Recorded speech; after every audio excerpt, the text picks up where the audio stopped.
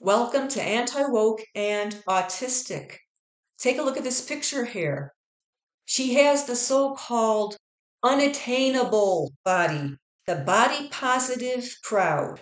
Not necessarily fat acceptance, but just generic body positivity, but especially the fat acceptance people. They call a body like this unattainable, and they say things like how women, teen girls, girls from an early age are subjected to messages from the media and social media that the beauty standard is unattainable. That's the word. That's the key word. Unattainable or unrealistic body standard. Unattainable, unrealistic body standards. So the problem then arises is when a young woman or a teen girl or an adolescent tries to get a body like this person right here. And as a result, she sets herself up for anorexia nervosa, binge eating disorder, eating disorders, maybe bulimia, where she induces vomiting in an effort to get slimmer. Sometimes striving for a body like this could also result in spending a lot of time jogging and running and running and running, or spending many, many hours every week on cardio equipment. So apparently, there's a significant number of young females who are striving to achieve this unrealistic, so-called unrealistic, unattainable body type. But I'll tell you what the real unattainable body type is. All right? How many women who are straight size, slender, slim, or even just a little bit on the heavy side would be able to get a body like this, or her weight proportionately to their height, let's put it that way, if they knew if they got that fat, they would be given 10 million bucks, 50 million, whatever. It seems to me it's easier for a woman of average size, let's say she's 5'5", 145, 140, whatever. Let's say she's average height. Let's say she's on the slender side for that matter. So anywhere from like a size 6 to size 12. Let's say she tried to get a body like this. This is the so-called unrealistic, unattainable body. Well, first of all, it's not unrealistic. There are women who look like this. What's so unrealistic about it? Well, the word unrealistic may pertain to trying to achieve that. It's unrealistic trying to achieve that. But it seems to me that for women who are like okay, let's say a size 10, 8, 10, 12, even 14, it would be easier for them to get to this point, never mind how long they could sustain it. It would just be easier for them to get to this point or look similar to this than to look like this. I can never, if you offered me 50 million bucks and transported me to a society where this kind of body was considered beautiful, I still wouldn't be able to attain this. This would be very unattainable to me. The reason being is because I simply cannot eat enough to get this way. Now, I know what you're thinking. Who says she overeats?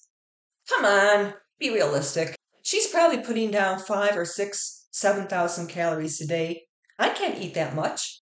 When I was a personal trainer, I had a client she was thin. She was thin. She wanted to gain 10 pounds to look better. So I guess she was thin phobic. So I went through with her food diary. I had her track her food for a week, and the calculation was she was averaging 1,500 calories a day. And I said, Diana, if you want to put on some weight, you have to eat more.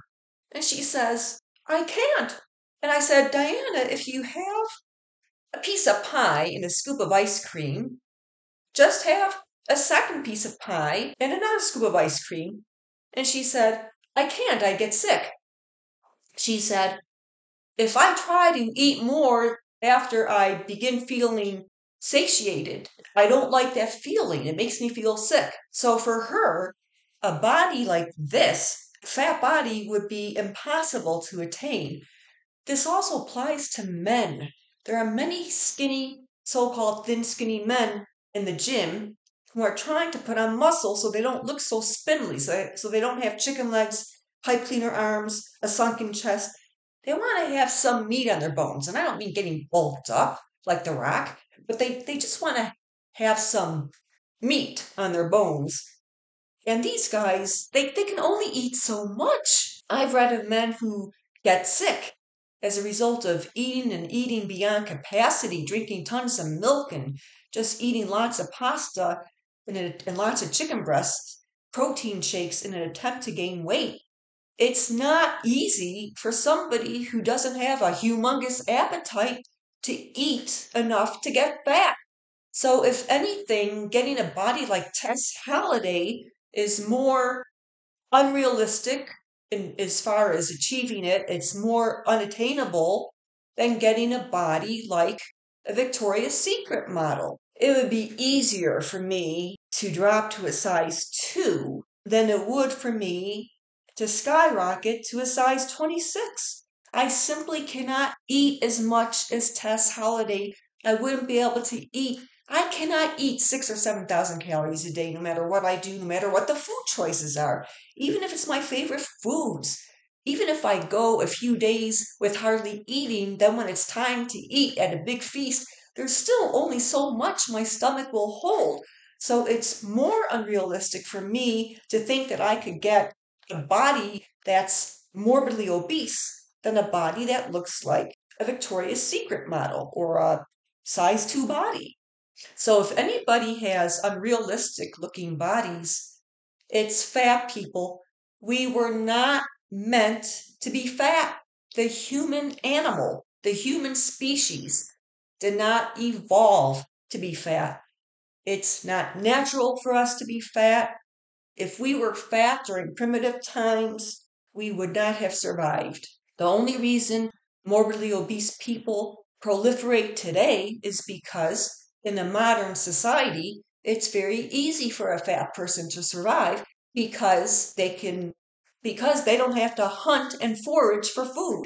They don't have to live like our ancient ancestors did.